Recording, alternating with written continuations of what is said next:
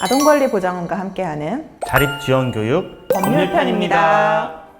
안녕하세요. 자립 후 사소한 사건부터 다양한 계약까지 혼자 해결하기 어려운 상황이 있을 텐데요. 어려운 상황에서 미리 알아두면 쓸모있는 법률 정보를 알려드릴 정구연 변호사입니다. 저와 함께 이 시간을 함께할 자립 선배님 소개 부탁드립니다. 네, 안녕하세요. 저는 자립 8년차 바람개비 서포터즈 8기 신선이라고 합니다. 자립을 준비하는 후배들에게 자립 정보를 알려주면서 저 또한 배울 수 있는 자리라 되게 설레네요. 소개 감사합니다. 지금 영상을 시청하는 친구들은 자립 후 법적으로 문제가 생겼을 때 어떻게 해야 하지? 내가 할 수 있을까? 하면서 막연하게 어렵다고만 생각하고 있을 텐데요. 오늘 신선 씨와 함께 막막하고 두려운 법률 문제를 쉽게 알려드리겠습니다. 신선 씨는 법적 문제로 고민이 있었거나 혹은 그런 친구들이 있었나요? 흔하지는 않지만 몇몇 사건들이 있기는 했어요. 아, 그렇군요. 그럴 때는 어떻게 해결하셨나요? 보통 시설 선생님이나 주변에 있는 아는 어른분들께 많이 여쭤봤어요. 혼자서 인터넷으로 찾아봐도 용어도 어렵고 혼자 해결하기 힘든 부분이 많더라고요. 맞아요. 변호사인 저도 어려울 때가 한두 번이 아닌데 이제 막 자립한 여러분들은 얼마나 어렵겠어요. 그래서 오늘 이 시간 여러분들이 겪을 만한 다양한 사례들을 모아 어떻게 대처해야 할지 알려드리려고 합니다. 사실 자립 전에 다양한 교육을 받긴 하지만 법률 정보를 알기란 쉽지 않았거든요. 미리 알아두면 여러 계약이나 사건이 발생했을 때 쉽게 대처했을 텐데 이 영상을 보는 친구들은 이 교육을 통해서 다양한 법률 상식을 배워나갔으면 좋겠습니다. 그럼 주제별로 흔히 일어나는 사례들을 바탕으로 법률적 대처 방법을 알아볼까요? 네.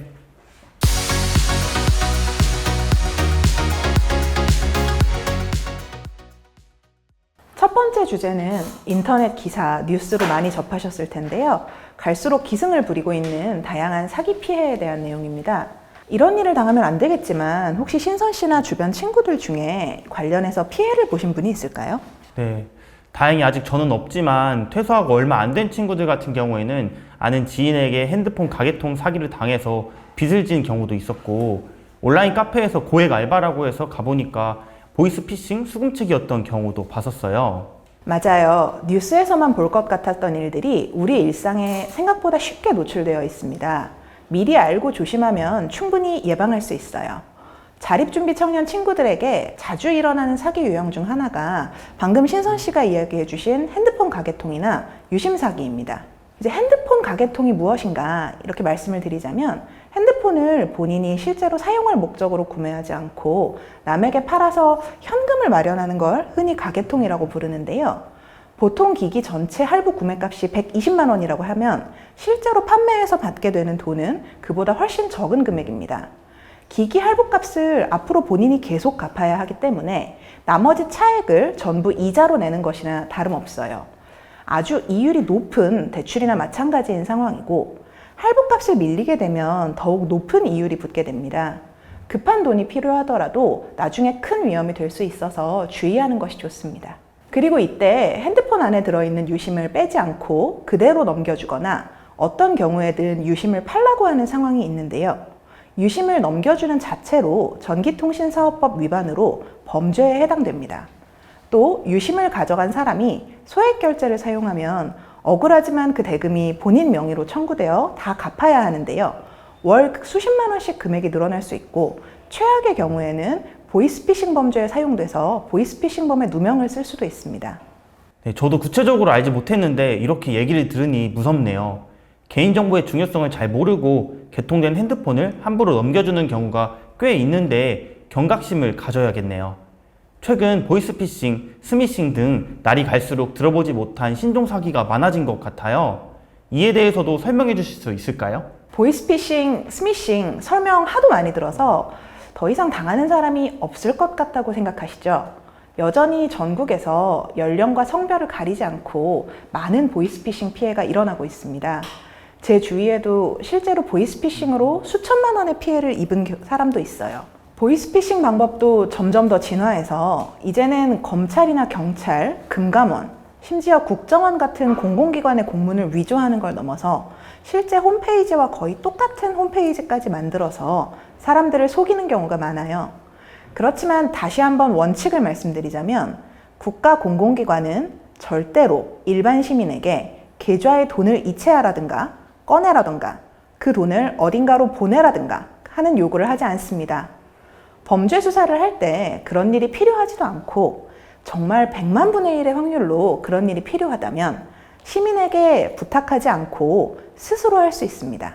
그런데 요새 젊은 세대 사이에 더 큰 문제가 되는 것은 단순한 알바인 줄 알고 일을 했는데 그게 보이스피싱 범죄를 돕는 일이라 수사를 받거나 보이스피싱 공범으로 처벌받는 문제인 것 같아요. 서류 봉투를 운반해달라든가 어떤 장소에 나가 어떤 사람에게 받은 물건을 어디로 전달해 주라든가 하는 일을 알바라고 알고 했는데 나중에 알고 보니 그 안에 보이스피싱 피해 금액이 들어있고 물건을 준 사람은 보이스피싱 피해자였던 경우가 많이 생기고 있거든요. 결과적으로 확인되지 않은 물건을 운반해달라라고 하는 알바는 하지 않는 것이 좋습니다. 처음에는 다른 일을 시키다가 잠깐씩 이런 업무를 시켜서 깜빡 넘어가는 경우도 있는데요. 보이스피싱 일당일 수도 있고 물건이 마약이나 다른 불법 물품인 경우도 있기 때문에 최대한 이런 일은 하지 않도록 조심해야 해요. 그리고 스미싱은 간단히 말씀드리자면 주로 핸드폰으로 링크가 있는 문자를 보내고 그 문자를 터치하면 일정 금액이 결제되도록 한다든가 혹은 핸드폰에 랜섬웨어를 감염시키고 돈을 뜯어낸다든가 하는 방법이 많아요. 최근에는 택배 주소가 잘못됐다고 변경 요청을 하면서 인터넷 주소 링크를 보낸다거나 국민건강보험공단을 사칭해 피싱 사이트 링크를 보내는 등 그 수법이 더욱 다양해지고 있더라고요. URL이 첨부된 문자가 오는 경우 번거롭더라도 관련된 사기 피해가 있는지 검색할 필요가 있는 것 같습니다. 맞습니다. 스미싱의 경우 직접적인 송금이 아닌 사이트 방문만으로 금융피해가 발생하는 데다가 피해액의 규모도 커지고 있기 때문에 더욱 주의가 필요해요. 그리고 관련 사기 피해가 있는지 검색해 볼 때에는 평소에 사용하는 한 가지 검색 엔진만 사용하기보다는 구글, 네이버, 다음 등 여러 검색 엔진을 두루 사용해 보는 게 더 안전합니다. 다양한 정보를 확인할 수 있거든요. 아무 생각 없이 순간적으로 누른 링크 하나로 막대한 피해라니 너무 무섭네요. 이제 막 자립한 친구들이 당하면 정말 무섭고 당황스러울 텐데요. 미리 예방할 수 있는 방법은 무엇일까요? 일단 이것만 기억하세요. 나의 이름, 전화번호, 주민등록번호, 은행 계좌번호, 계좌 비밀번호는 모르는 사람에게는 누구에게도 알려주지 않는다. 그리고 알 수 없는 사이트에 링크가 첨부된 문자를 받는 경우 링크를 누르거나 그 번호로 다시 전화하지 않도록 한다. 다양한 검색 엔진에서 전화번호를 검색해 보거나 서울중앙지검에서 운영하는 보이스피싱 서류 진짜인지 알려줘 콜센터를 이용해 보시는 것도 좋아요. 이거 줄여서 찐센터라고 부르는데요. 365일 24시간 언제든지 010-3570-8242로 전화하거나 문자를 보내서 보이스피싱 여부를 확인받아 볼 수 있습니다. 추가로 유출된 개인정보를 찾아낼 수 있는 털린 내 정보 찾기 서비스를 이용해 보시는 것도 추천드립니다. 찐센터, 털린 내 정보 찾기 서비스 다 처음 들어보는데요. 저도 당장 찾아봐야겠어요. 변호사님, 이 외에도 친구들이 알고 있어야 할 사기 피해 종류가 또 있을까요? 네, 있습니다. 신선 씨 혹시 작업대출이라고 들어보셨을까요? 작업대출, 통장대여라고 했을 때 쉬운 말로 풀어서 얘기하자면 거짓말로 대출을 받는 겁니다. 대출을 받는 것 자체가 사기인 거예요. 급하게 돈이 필요한데 은행이나 혹은 이 금융권에서 대출을 받을 조건을 갖추지 못한 친구들에게 접근하는 경우가 많은데요. 나는 특별한 방법이 있어서 혹은 내가 아는 사람이 있어서 내가 말하는 대로만 하면 돈을 빌릴 수 있다 라는 식으로 접근하며 오는 사람이 있을 거예요. 그렇지만 이거는 실제로는 직장이 없는데 직장이 있다고 한다던가 각종 다른 거짓말을 통해서 가짜로 대출 심사를 통과시키는 사기 행위입니다.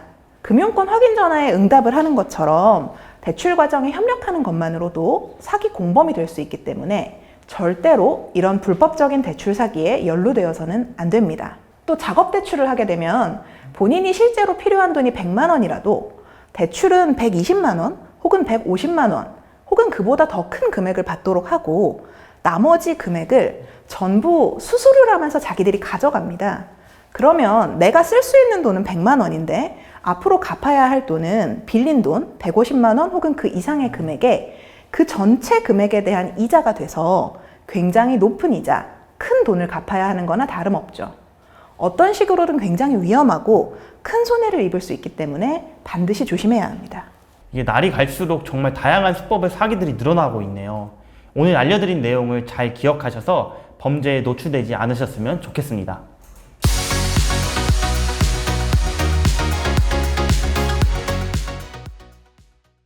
두 번째 주제는 친구들이 자립 후 일을 하게 되면 알아야 할 근로계약에 관한 내용입니다. 자립 후 대부분의 친구들은 처음 일을 시작할 텐데요. 신선 씨는 언제부터 일을 하셨나요? 저는 대학 진학 후에 아르바이트로 처음 근로를 하게 되었어요. 그럼 그 당시에 근로계약서를 작성하셨나요? 당시 사장님이 작성을 요구하셔서 작성을 해봤는데요. 근로계약서가 어떤 내용을 담은 서류이고 어떤 영향력이 있는지를 전혀 모른 채로 작성했던 것 같아요. 사실 많은 분들이 근로계약서가 무엇인지 정확히 모르고 작성을 하고 계신 것 같아요.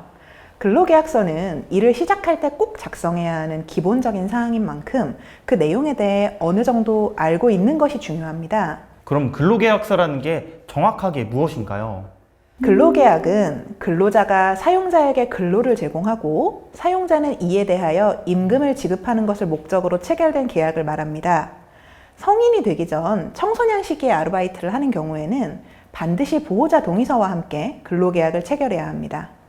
물론 근로조건은 근로자와 사용자가 동등한 지위에서 자유의사에 따라 결정해야 하고 근로조건을 서면으로 명시하여 건네줘야 합니다. 이걸 근로계약서라고 합니다. 사업주가 근로계약서의 작성을 거부하거나 작성하고 환불을 근로자에게 주지 않는 경우에는 그 자체로도 법률 위반으로 형사처벌 대상이 될 수 있어요. 꼭 받아서 챙겨두고 근로계약서를 보관해 두시기 바랍니다. 네, 설명 감사합니다. 그런데 자립준비 청년 중에는 기초생활수급자인 경우 수급비 감소를 걱정해서 일부러 근로계약서를 작성하지 않는 경우가 있던데 이 부분에 대해서는 어떻게 생각하시나요? 소득 신고를 하지 않고 부당한 방법으로 수급비를 받는 경우에는 부정수급에 해당합니다. 지금 말씀 주신 사례는 부정수급에 해당할 수 있는 거예요. 보호 종료 5년 이내의 경우에는 소득에서 60만 원을 공제한 다음에 차액의 30%를 추가로 공제해 주기 때문에 수급 중단의 기준이 상대적으로 너그러운 편입니다. 근로계약 전에 먼저 관할 기관에 예상 소득에 대해서 이야기하고 수급 중단 여부에 대해서 논의하는 것도 방법이 될 수 있어요. 그리고 근로계약서를 작성하지 않고 근로를 했을 경우 누가 사용자인지 또 사용자와 근로자 사이에 이런 계약관계 자체를 입증하기가 어려워져서 부당한 상황이나 갑질을 당하더라도 차후에 법적 조치를 하기 어려워지기 때문에 근로계약서는 꼭 작성하셔야 합니다. 네, 근로 중에 부당한 대우를 예방하기 위해서라도 근로계약서 작성이 필수적일 것 같네요. 그렇다면 계약서 내용에는 어떤 것들이 포함되는지 알려주실 수 있나요? 근로계약서에 꼭 들어가야 하는 내용을 알려드릴게요. 일을 시작하는 날, 일하는 장소, 업무 내용, 근로시간, 휴일, 임금, 4대 보험 가입 여부 등을 기재해야 합니다. 생각보다 많네요. 저는 이 중에서도 업무 내용에 관한 언급이 눈에 들어왔는데요. 제 주변의 사례를 보면 처음에 채용될 때 예상했던 것 외에 업무를 추가로 요구받아서 힘들어하는 경우가 있더라고요. 이런 경우에도 근로계약서가 도움이 될 수 있나요? 현실적으로 말씀드리자면 직장에서 계속 일하면서 추가 업무 지시를 거부하는 것은 쉽지 않은 일이에요. 하지만 점심 12시부터 저녁 8시까지 일하기로 되어 있었는데 앞뒤로 업무 준비를 하면서 30분, 1시간씩 더 일하도록 지시한다든가 서울에서 근무한다고 했는데 갑자기 인천에서 근무하도록 지시한다든가 하는 상황에 대해 문제를 제기하고자 할 때 근로계약서가 큰 도움이 되는 건 사실입니다. 특히 첫 번째 유형처럼 근무하기로 정한 시간보다 더 많은 시간을 일하도록 지시하거나 강요하는 경우 근로계약서가 있어야 어디까지가 원래 근무 시간이고 어디부터가 추가 근무 시간인지를 구분할 수 있습니다. 나중에 그렇게 추가 근무한 시간에 대해 임금이나 수당을 더 받아낼 수 있으려면 반드시 필요합니다. 이를 위해서 평소에 부당한 업무 지시를 받거나 추가 근무를 강요받는 상황이 있다면 주위 친구나 동료 등 누구와든 그런 상황에 대해서 이야기한 기록을 남겨서 증거로 만들어두는 것이 좋습니다. 예를 들어서 맨날 퇴근 시간 지났는데 추가로 청소를 시켜 1시간씩 늦게 집에 가 라고 대화한 카카오톡 내용이라던가 출근, 퇴근 시간에 이용한 대중교통 이용 기록 같은 자료를 통해서 추가 근무 시간이 인정된 사례도 있어요.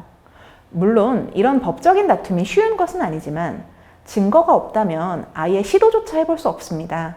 언제나 증거를 잘 만들어 놓고 보관하는 것이 중요합니다. 사실 업무 지시가 부당하다는 걸 느끼더라도 해고 등의 피해를 걱정해서 거부하지 못하는 경우가 많을 것 같은데 사업주에게 문제를 제기하거나 부당한 업무 지시를 거부했다는 이유로 갑자기 해고를 당하면 어떻게 해야 할까요? 여러분이 그만두고 싶지 않고 특별히 해고될 만큼 커다란 잘못을 한 것이 없는데 사업주가 일방적으로 나오지 말라고 결정하는 모든 상황을 부당해고라고 볼 수 있습니다. 방법은 다양하게 있어요. 그냥 말이나 문자, 카카오톡 메시지로 당장 내일부터 나오지 말라라고 하는 사업주도 있고요. 아니면 다음 주나 다음 달처럼 날짜를 정해서 더 이상 출근하지 말라고 통보하는 사업주도 있습니다. 아니면 여러분에게 사직서를 제출하라고 말하는 사업주도 있을 거예요. 상시 근로자가 5인 이상인 사업장이라면 사업주가 마음대로 해고할 수 없고 반드시 해고의 이유를 기재한 서면으로 해고해야 하기 때문에 이걸 위반했다면 지방노동위원회에 부당해고로 신고해서 해고의 효력 자체를 다툴 수 있습니다. 다만 부당해고가 있은 날로부터 반드시 3개월 이내에 신청해야 해요. 정부 24 홈페이지를 통해서도 신고할 수 있기 때문에 편한 방법으로 신고하면 됩니다. 그렇지만 상시 근로자가 5인 미만인 작은 사업장에서 근무하는 경우도 많이 있을 텐데요. 이때에는 아무 이유 없는 경우에도 해고가 가능하기 때문에 부당해고 구제 신청을 통해서 부당해고 자체를 다퉈서 해고를 취소시키는 것은 현실적으로 기대하기 어렵습니다. 다만 사업장이 크든 작든 직원이 몇 명이든 해고 30일 전에 통지를 하지 않았다면 그에 대해서 해고 예고수당을 받을 수 있습니다. 해고 예고수당은 30일분의 통상임금이고요. 사업주가 이걸 줘야 하는데 주지 않았다면 고용노동청에 신고해서 받아낼 수도 있어요. 갑자기 해고를 당하면 굉장히 억울하고 당황스러울 것 같아요. 그럴 때 반드시 주의해야 하는 일은 없을까요? 가장 먼저 말씀드리고 싶은 부분은 본인이 정말로 그만둘 생각을 해서 그만두는 상황이 아니라면 절대로 사직서를 쓰지 말라는 부분입니다. 여러분이 성인이 된 이상 사직서라는 법적인 문서를 쓰면 일단 그게 진짜 사실인 것처럼 취급돼요. 억울하게 해고를 당했는데 내가 정말로 원해서 자발적으로 퇴사한 것처럼 처리되기 때문에 5인 이상 사업장인 경우에도 부당해고를 다투는 게 굉장히 어려워지고 해고 예고 수당을 받을 수도 없게 됩니다. 그 다음에 해고를 당했을 때 당연히 실업급여를 받을 수 있을 거라고 생각하실 텐데요. 자발적 퇴사의 경우에는 실업급여를 받을 수 없기 때문에 사직서 제출 때문에 실업급여를 받지 못하게 되는 경우도 있습니다. 그래서 사업주가 뭐라고 하든지 간에 정말로 자발적으로 퇴사하려는 때가 아니라면 절대로 사직서를 제출하지 마시라고 말씀드리고 있습니다. 그 다음에 퇴사를 해야 하는 상황에서 하나 더 말씀드리자면 아르바이트로 근무하는 경우에 퇴직금은 없다라고 생각하는 경우가 많아요. 사장님이 그렇게 말씀하시는 경우도 많고요. 하지만 아르바이트건 정식 직원이건 상관없이 한 주에 근무 시간이 15시간 이상 그리고 전체 근로한 기간이 1년 이상이라면 법이 정하는 바에 따라서 퇴직금을 받을 수 있습니다. 퇴직금을 꼭 챙기시고요. 이미 퇴사했는데 그때 내가 퇴직금을 못 받았다. 3년 이내에는 지금이라도 청구하실 수 있어요. 그 다음에 이 3년이라는 기간이 굉장히 중요한데요. 월급, 미지급 수당, 퇴직금, 직장에서 받아야 할 돈은 전부 다 모두 3년의 소멸시효가 적용됩니다. 소멸시효가 무슨 말이냐 하면은 원래 받아야 할 날로부터 3년 이내에 청구하지 않으면 다 사라져서 받을 수 없게 된다는 말이에요. 그렇기 때문에 회사에서 못 받은 돈이 있다면 꼭 부지런히 챙겨서 3년 이내에 청구하시기 바랍니다. 저도 오늘 와서 많이 배우게 됐는데요. 다시 근로계약서 사항으로 잠깐 돌아온다면 근로계약서에서 제일 중요한 부분이 임금이지 않을까 싶습니다. 그런데 아르바이트를 하는 친구들을 보면 간혹 최저임금보다 적게 받는 경우도 있고 일을 그만두고도 일을 제대로 받지 못하는 경우도 있는데요. 이런 경우는 어떻게 해야 할까요? 우선 최저임금에 대해서 말씀드리자면 국가에서 정한 최저임금보다 낮은 금액으로 근로계약을 하면 그 계약은 무효입니다. 무조건 국가에서 정한 최저임금 이상으로 지급해야 해요. 참고로 올해 2023년 최저시급은 시간당 9,620원이고요. 2024년 내년의 최저시급은 9,860원으로 책정되었기 때문에 근로계약서를 작성할 때 참고해 주시면 좋겠습니다. 만약 최저임금보다 적게 임금을 받은 경우에는 그 덜 받은 부분을 증명을 하면 추가로 받아내는 것이 가능합니다. 예를 들어서 근로계약서에 최저임금보다 낮은 금액을 본인 손으로 쓰고 그거에 대해서 계약을 체결을 했더라도 3년 이내에는 미달하는 금액에 대해서는 언제든지 청구할 수 있어요. 앞에서 말씀드렸다시피 3년이 지나면 아무리 억울해도 청구해서 받아낼 수 없기 때문에 꼭 기간을 준수했으면 좋겠습니다. 그리고 추가로 말씀 주셨던 임금을 지급받지 못하는 경우는요, 이건 임금 체불을 당하고 있다라고 볼 수 있습니다. 급여가 밀리고 있는 상황이잖아요. 근데 이런 모든 법률상에 정해진 회사가 줘야 하는 임금, 수당 이런 돈들은 퇴직한 날로부터 14일 이내에 모두 정산되어야 합니다. 이 날짜를 지나게 되면은 고용주가 형사처벌을 받게 될 수 있기 때문에 고용노동청에 가서 신고를 하는 방식으로 적극적으로 받아내시면 좋겠습니다. 그러면 만약에 또 아르바이트를 하다가 실수를 했다는 이유로 근로계약서에 명시된 임금보다 돈을 적게 지급하면 어떻게 하나요? 이런 경우도 법적으로 문제가 되는 거죠? 네, 이건 문제가 됩니다. 명백한 근로기준법 위반입니다. 많은 사장님들이 컵을 깨서 혹은 음식 배달을 실수해서 선반에 물건이 없어져서 이런 이유로 일방적으로 월급을 깎는 분들이 계시는데요. 이렇게 하시면 안 됩니다. 임금은 상대방, 그러니까 근로자의 동의 없이 일방적으로 공제하는 것이 불가능한 돈입니다. 물론 사장님이 좀 위협적인 말씀을 하시면서 이거 꼭 동의해라, 동의 안 하면 안 된다, 이런 식으로 말씀을 하실 수 있어요. 막 손해배상 청구할 거야, 이렇게까지 말씀하시는 분들이 계시는데 이런 말 자체에 특별한 법적 효력이 있는 것은 아닙니다. 뭐 나중에 별도로 손해배상을 하더라도 임금은 임금대로 줘야 하는 돈이기 때문에 이렇게 급여를 뺏어주면 그만큼 임금이 미지급된 거기 때문에 고용노동청에 신고할 경우 형사처벌 대상이 될 수 있습니다. 지금 제가 고용노동청에 대해서 되게 여러 번 얘기를 하고 있어요. 이런 식으로 사장님이 근로계약서대로 임금을 주지 않거나 임금을 체불하거나 이런 상황이 생기면 먼저 임금을 달라고 문자나 카카오톡으로 요청을 하는 게 좋습니다.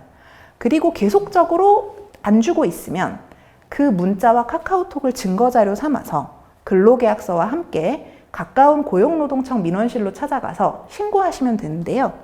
온라인으로는 고용노동부 민원마당이라고 별도로 이런 민원을 제기할 수 있는 창구가 마련되어 있으니까 참고해 주세요. 그렇군요. 일을 하다 보면 생각지 못한 억울한 상황이나 성희롱을 당하기도 하더라고요. 예를 들어서 편의점 아르바이트를 하는데 유통기한이 지난 도시락을 먹었는데 시급에서 도시락 값을 뺀다든지 사소하지만 억울한 일들을 당했을 때는 어떻게 하면 좋을까요? 그런 억울한 일을 당했을 때는 무엇보다도 사전에 증거를 남기고 확보하는 게 중요합니다. 예를 들어서 성희롱을 당했다면 피해 이후에 친구, 가족에게 피해 사실을 문자나 통화 내역으로 남겨서 간접 증거로 활용하는 방법을 생각할 수 있고요. 가해자의 어떤 범죄 행위에 대해 불쾌감을 표현한 내용이나 사과를 요구한 내용, 아니면 통화 녹음을 남겨놓는 것도 증거로 활용할 수 있습니다. 근데 이런 상황에 대해서 신고를 하려고 해도 증거가 있어야 하기 때문에 문자나 사진 등의 증거를 미리 확보하고 앞에서 말씀드린 고용노동청 민원실에 가셔서 상담을 받아보시면 도움을 받으실 수 있을 거예요. 이 근로계약서 안에도 정말 많은 내용이 들어있네요. 대부분 일하는 곳에서 작성한 대로 믿고 사인했었는데 근로계약서 작성 시 다시 한번 꼼꼼히 확인해야겠습니다.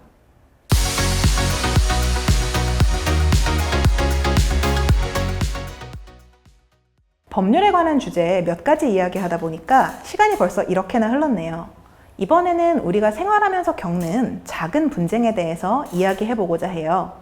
신선 씨는 자립 후에 생활하면서 겪은 법률 문제 같은 게 있었나요? 아니면 주변 자립 선배들 사연 중에서 관련 내용이 있으면 공유해 주시면 좋을 것 같아요. 제가 흔히 들었던 분쟁 중 하나는 자립 후에 연락이 안 되는 아버지가 돌아가셨는데 빚이 있다는 연락을 받았다고 한 친구가 말을 했어요.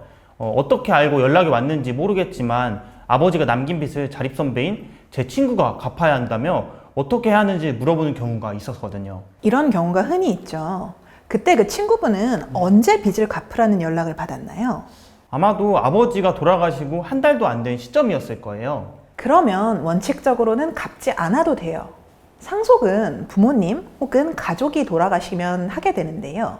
부모님이나 가족의 재산을 우리가 알 수 없었기 때문에 상속 개시가 있었음을 안 날, 즉 돌아가신 것을 안 날부터 3개월 이내에 상속을 포기하거나 돌아가신 분의 재산 범위 내에서만 빚을 책임지도록 하는 제도가 있습니다. 중요한 거는 그렇게 전화가 왔을 때 혹시라도 제가 대신 갚겠습니다 같은 말을 절대로 하지 말아야 한다는 겁니다. 채권자들은 흔히 가족인데 도의적으로 책임을 져야 하지 않겠느냐, 빚을 졌으면 갚아야지 이걸 안 갚으면 어떻겠냐 라는 같은 말을 하면서 좀 윽박지르거나 협박하시는 경우도 있을 텐데요. 사회 초년생으로서 좀 당황하실 수 있겠지만 절대로 대신 갚겠다는 말을 하면 안 됩니다. 그러면 부모님이 돌아가시고 난 후 한참 뒤에 알았다면 돈을 갚아야 하는 걸까요? 그렇더라도 돌아가신 사실을 몰랐다면 큰 문제가 없습니다. 왜냐하면 부모님이 돌아가셔서 내가 대신 빚을 갚아야 한다는 것을 몰랐기 때문인데요.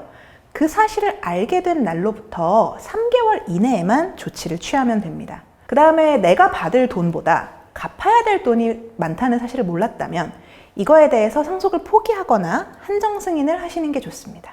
상속 포기는 들어봤는데 한정 승인은 제가 처음 들어보는 것 같아요. 이 한정 승인은 어떻게 하는 걸까요? 한정 승인이나 상속 포기 모두 다 법원에 상속을 포기한다는 내용의 서류 혹은 한정적으로만 상속을 받겠다는 서류를 제출하는 방식으로 이루어집니다.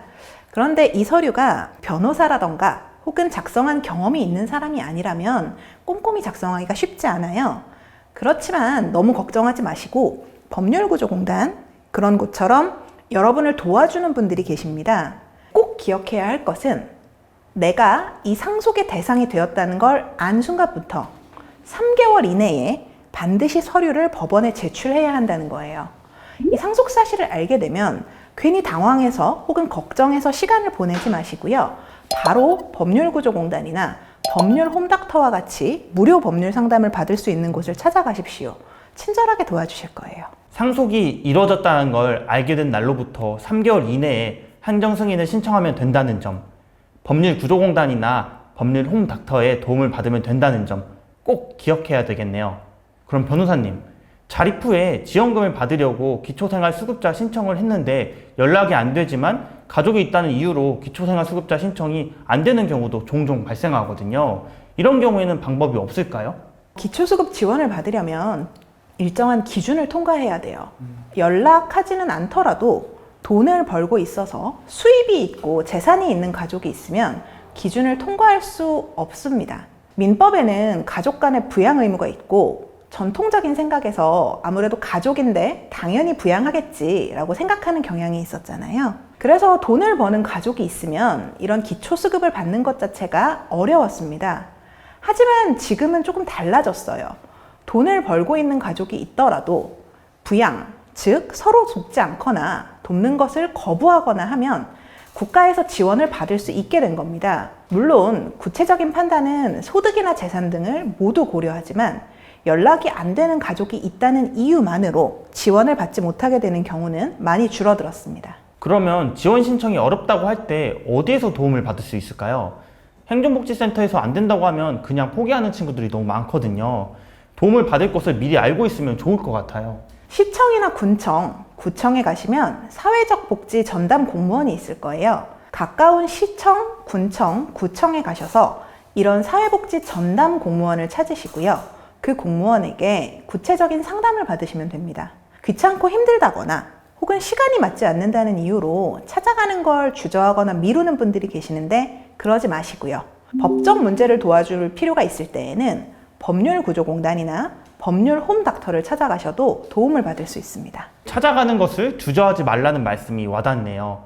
주변 자립준비 청년 친구들도 안 된다고 하면 그냥 포기하는 경우가 많았는데 어떻게든 알아보면 도움을 주는 곳이 있다는 이런 사실들을 알았으니 친구들 잊지 말았으면 좋겠습니다.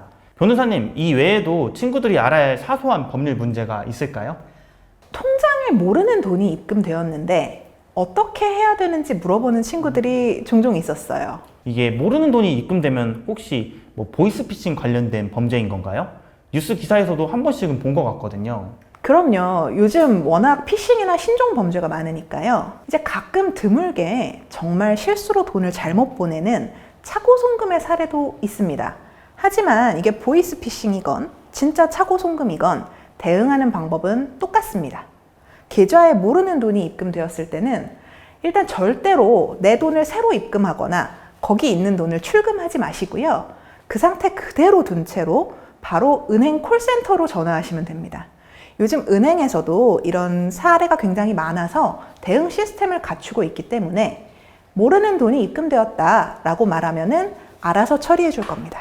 저도 몰랐던 내용인데 이렇게 알려주셔서 정말 도움이 많이 되었습니다. 가끔씩 인터넷에 댓글을 잘못 쓰거나 동영상이나 사진을 무단으로 사용해서 고소를 당했다는 친구들도 있는데 이럴 경우에는 그럼 어떻게 대처해야 하나요? 변호사로서 가장 먼저 말씀드리고 싶은 것은 이렇게 문제가 될 만한 행동을 애초에 하지 말아주셨으면 한다는 점입니다.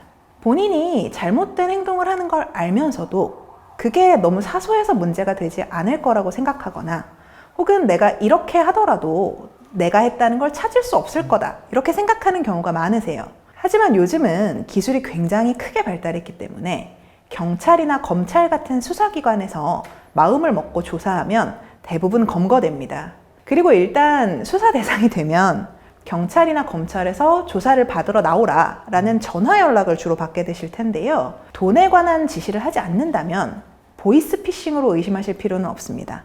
그렇기 때문에 이거 혹시 보이스피싱 아니야? 라고 생각하면서 너무 무시하시거나 혹은 나 너무 무서운데 도저히 조사받으러 가지 못할 것 같아 라고 생각하면서 모른 척 하시면 안 됩니다. 이렇게 수사기관의 요청을 일방적으로 무시하면 체포영장이 발부돼서 구속될 수 있어요. 수사에는 가급적 성실히 그다음에 조심스럽게 협조하시는 게 중요하고요.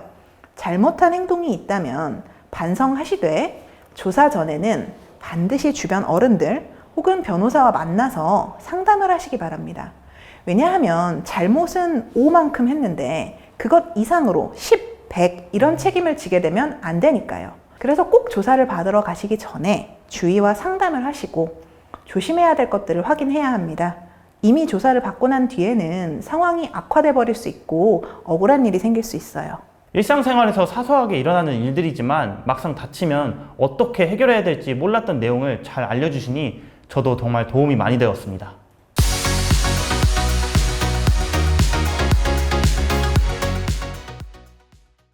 이번 주제는 임대차 계약입니다.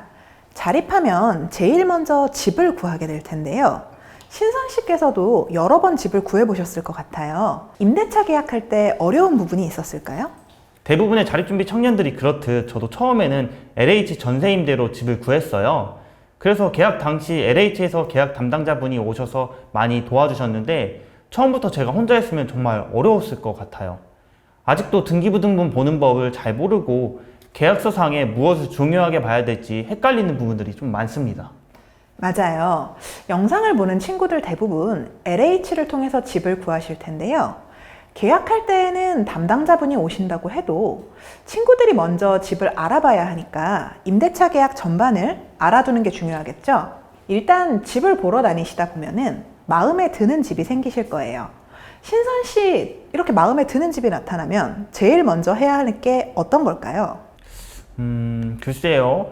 그래도 아무래도 이 등기부등본 확인하는 게 먼저이지 않을까요? 네, 맞습니다. 등기부등본이라는 거는 부동산의 주소, 면적, 근저당권 등의 권리관계를 확인할 수 있는 서류를 말해요. 정식 명칭은 등기사항 전부증명서라고 합니다. 보통은 부동산 계약할 때 공인중개사가 직접 뽑아서 임대인을 확인하고 근저당 설정 등에 대해서 설명을 해주는 경우가 많아요. 부동산 계약 시에 확인하고 그 다음에는 확인하지 않는 경우가 대부분인데요.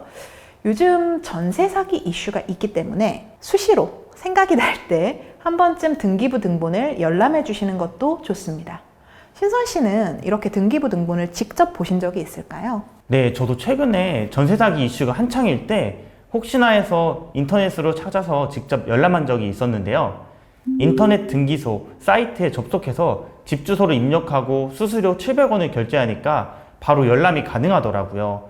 그런데 이 등기부등본을 열람해도 어떤 부분을 봐야 할지 잘 모르겠던데 등기부등본은 어떻게 봐야 할까요? 등기부등본은 앞에서부터 크게 세 가지 영역, 표제부, 갑구, 을구로 구성되어 있습니다. 먼저 표제부는 건물의 기본 정보를 보여주는 곳이에요. 여기서는 집의 주소와 집 계약서에 써 있는 주소가 일치하는지를 확인하는 게 중요합니다. 그 다음에 건물 내역 및 면적을 확인하시면 됩니다. 그 다음에 갑구에서는 부동산의 소유권, 누가 소유자인지를 확인할 수 있어요. 근데 갑구에서는 가장 아래쪽에 줄이 그어져 있지 않은 글씨로 써 있는 사람이 소유자, 현재 집주인입니다. 그렇기 때문에 여기에 등기부 등본에 써 있는 소유자의 이름과 계약서에 써 있는 집주인의 이름, 주민번호, 거주지 같은 거를 꼼꼼히 확인하시면 됩니다. 이제 을구에서는 아까 근저당 등 권리관계를 확인할 수 있다고 말씀드렸잖아요. 정말 대출이 하나도 없는 집은 거기가 깨끗하게 공란으로 되어 있습니다. 하지만 소유자가 집을 담보로 해서 은행이나 다른 곳에서 돈을 빌렸을 경우에는 그 채권 최고액이라고 해서 얼마까지 담보가 잡혀 있는지를 확인할 수 있도록 금액이 적혀 있습니다. 이 근저당의 채권 최고액이 얼마인지 이런 권리 관계에서 과연 담보로 잡혀 있는 금액이 얼마인지를 확인하는 게 중요합니다. 근저당이 얼마까지 잡혀 있는 게 안전한가요? 요즘 전세 사기, 깡통 전세 등으로 보증금을 돌려받지 못하는 경우도 많은데 미리 알아두면 좋을 것 같아요. 어떤 정확한 숫자를 말씀드리는 건 어려운 면이 있습니다. 사례가 다양하기 때문에요. 하지만 이제 보통 깡통 전세라고 하면 전세 보증금과 그 전에 잡혀 있는 근저당의 합이 집값 전체의 80%를 넘는 경우가 많습니다. 예를 들어서 집값이 현재 1억이라고 할게요. 그 상황에서 근저당이 6천만 원 잡혀 있고 내 전세 보증금으로 추가로 3천만 원이 들어가게 된다면 전세 보증금과 기존 근저당의 합이 집값의 90%나 되는 상황이에요. 이렇게 되면은 보통은 깡통 전세라고 부르게 됩니다. 이런 상황에서 집주인이 만에 하나 돈을 갚지 않아서 집이 경매에 붙여진다던가 하는 상황이 발생하면 보증금을 돌려받기 어려워질 수가 있습니다. 아까 말씀드린 것처럼 80%를 넘으면 무조건 깡통 전세다. 이런 기준이 확실히 어떤 선으로 정해져 있는 것은 아닌데요. 비율이 높을수록 위험한 것이기 때문에 이 부분을 꼭 잘 살펴보는 것이 좋아요. 그 다음에 근저당이 없는 경우에도 이제 빌라라던가 집값이 저렴한 집의 경우에는 전세 보증금 자체가 매매 금액, 집의 가격 전체와 거의 비슷한 상황도 발생하게 됩니다. 근데 이것도 같은 상황, 경매까지 가게 되는 상황에서 보증금을 전부 돌려받기 어려울 수 있기 때문에 다소 조심하는 것이 좋습니다. 집 계약서와 등기부등본상의 주소, 집주인이 일치하는지 근저당이 얼마인지 확인하기 꼭 기억하겠습니다. 그러면 임대차 계약 작성 시 이외에 또 주의할 점이 있을까요? 네, 맞습니다. 바로 집주인 확인인데요. 앞에서 말씀드렸던 거는 그 서류와 등기부 등본상의 집주인이 일치하는지에 대한 내용이었다면 간혹 집주인, 계약을 하는 사람이 사정이 있어서 대리인을 보내는 경우입니다. 이럴 때 생각보다 아주 주의 깊게 확인해야 되는 필요가 있어요. 집을 계약하는 거는 집을 소유한 사람과 사용하는 사람 사이의 계약입니다. 그래서 당연히 집을 가진 사람, 소유자에 대해서 정확히 확인하고 진행해야 해요. 그래서 집주인의 신분증과 등기부 등본을 확인을 해서 실제로 계약하러 온 사람이 동일한 사람인지를 확인할 필요가 있습니다. 전에 제가 집을 구할 때 계약서 작성하는 자리에 남자분이 나오셨는데 계약서를 작성하려고 보니까 명의가 여자분이셨어요. 그래서 두 분이 부부라고 하셨는데 그냥 공인중개사분의 말을 따라서 계약을 진행했거든요. 그러면 안 되는 거였네요? 네, 원칙상으로는 집주인과 직접 계약하는 게 맞습니다. 근데 집주인이 아니고 다른 사람이 나왔다면 그렇게 대신 나온 사람에게 집주인으로부터 내가 계약하려는 집을 나에게 사용하도록 할 권한이 있는지 여부를 물어보고 그것을 서면으로 확인받아야 합니다. 저도 공인중개사분이 현장에서 집주인분과 전화통화도 해주셔서 부부관계를 확인했었어요. 그냥 공인중개사와 대리인의 말만 믿고 계약을 진행하면 안 되는 거였네요. 확인하려고 하신 건 굉장히 잘하신 거예요. 임대차 계약은 적은 돈이 왔다 갔다 하는 게 아니다 보니까 특별히 꼼꼼하게 살펴보셔야 합니다. 가족관계 증명서라던가 아니면 위임장, 인감증명서처럼 확실한 서면을 통해서 확인하는 게 좋죠. 특히 현장에 온 사람의 그 신분증도 반드시 확인하고 계약서에 관련 내용을 정확하게 쓰고 그 다음에 가능하다면 신분증 사본까지 남겨두는 것이 좋습니다.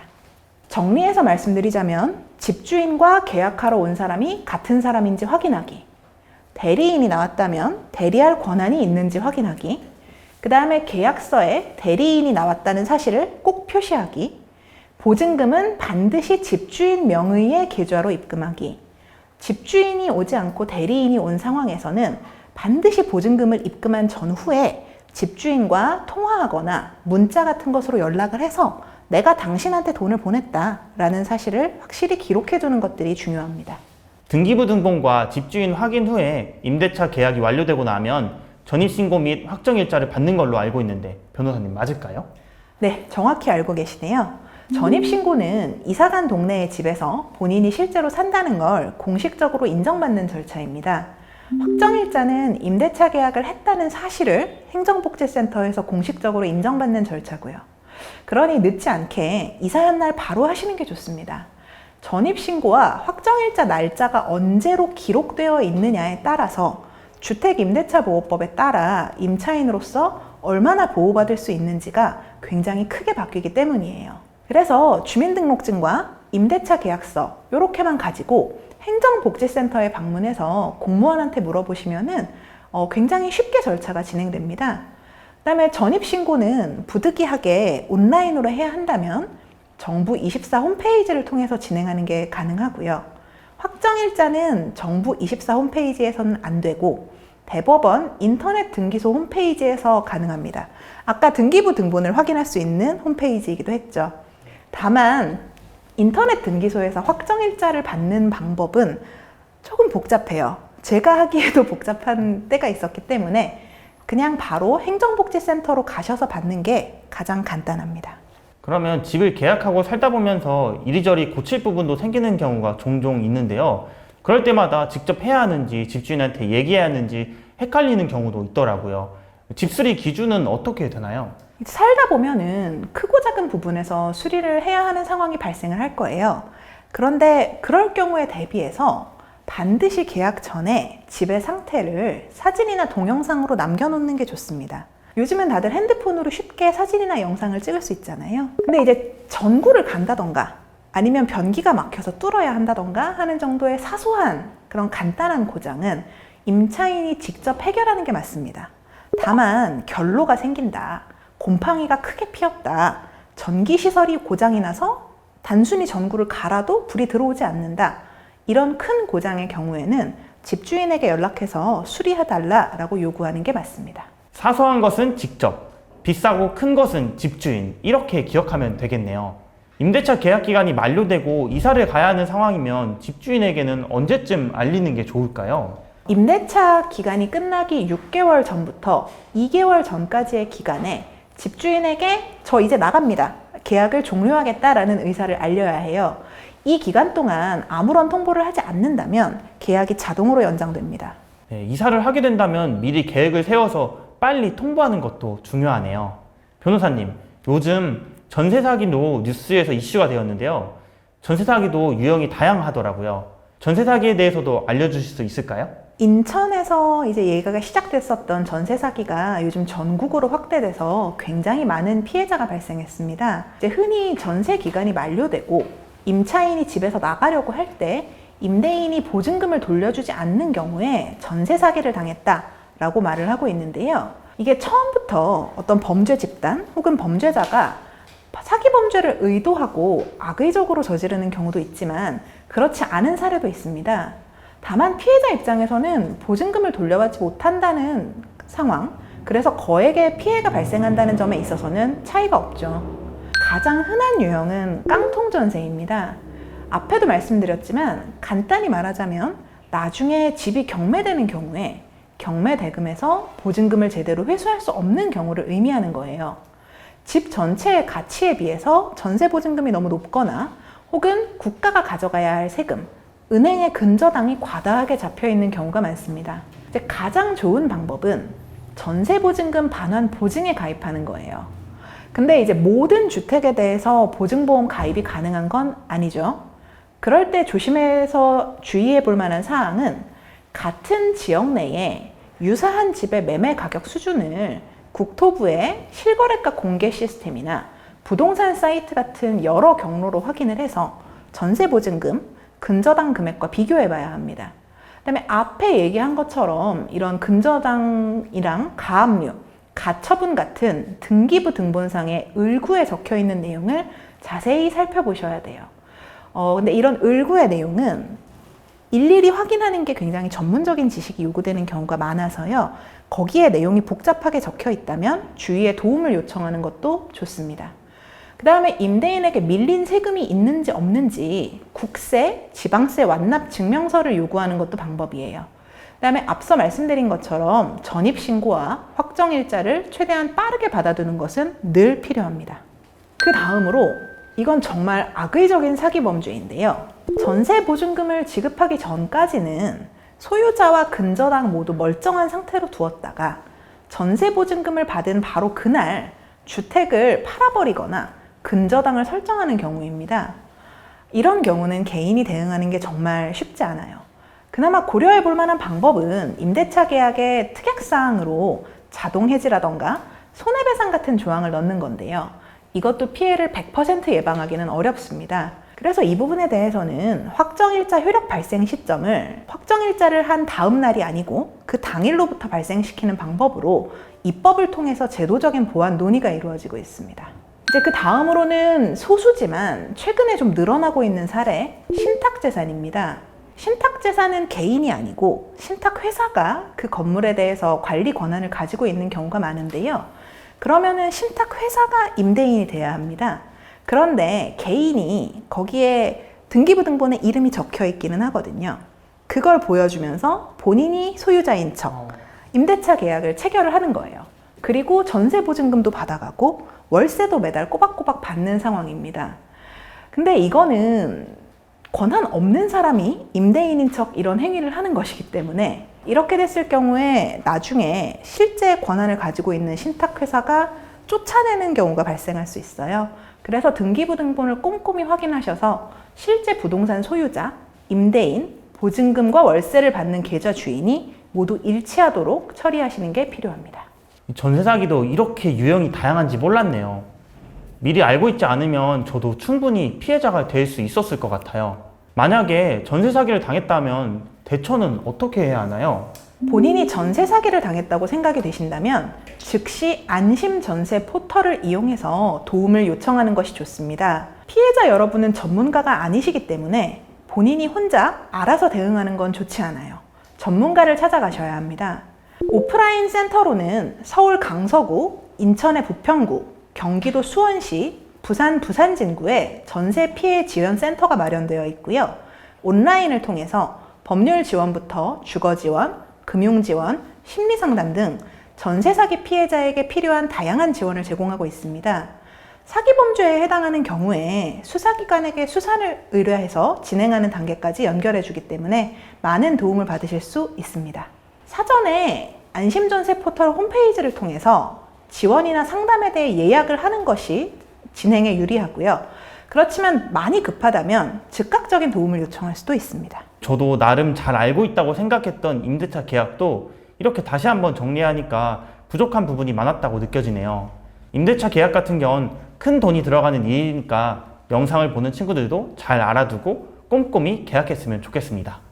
오늘 사기 피해부터 임대차까지 자립하면서 알아야 할 법률에 대해서 알아보았는데요. 마지막으로 신선 씨에게 질문을 하나 하겠습니다. 살면서 이런 법률 도움이 필요한 상황을 입지 않는 게 가장 좋겠지만 만약에 피해를 입는 일이 발생하면 어디에 도움을 요청하는 게 좋을까요? 오늘 계속 말씀해 주셨던 것 같은데 대한법률구조공단 그리고 법률 홈닥터 이게 맞을까요? 네, 맞습니다. 법률적으로 도움이 필요하실 때는 지역별 법률구조공단 아니면 대한변협의 법률구조재단으로 연락을 주시면 금액이 큰 사건 혹은 시간이 오래 걸리는 사건도 도움을 받으실 수 있습니다. 특히 법률구조공단은 전국에 100개가 넘는 지부, 출장소, 지소가 있기 때문에 법률구조공단 홈페이지에 들어가서 가장 가까운 사무소를 검색해 본 뒤에 사전에 상담 예약을 하고 찾아가시는 것이 좋습니다. 그 다음에 이제 상대적으로 간단한 법률에 대해서 궁금한 점은 지역별 법률 홈닥터나 시민 법률 상담실로 문의 주시면 좋습니다. 법률 홈닥터는 각 지역별로 구청이나 시청 단위에서 상시적으로 근무하고 계시기 때문에 행정복지센터나 구청, 시청 공무원에게 사전에 상담 가능한 시간을 확인받고 방문하는 것이 좋고요. 필요한 경우에 전화로 유선을 상담을 받는 것도 가능합니다. 오늘 함께 해주신 신선 씨 감사드리고요. 소감 한마디 부탁드리겠습니다. 자립을 준비하는 친구들에게 어려운 법률 문제를 알려줄 수 있어서 뿌듯했고요. 저 또한 많이 배워가는 자리였습니다. 어려운 일들이 생겨도 찾아보면 도와주시는 곳들이 많이 있으니 무섭다고 주저하지 말고 적극적으로 해결해 나갔으면 좋겠습니다. 맞아요. 혼자서 해결하기 힘든 상황에는 꼭 주변에서 도움을 받으시길 바랍니다. 여러분들의 성공적인 자립을 응원합니다. 화이팅!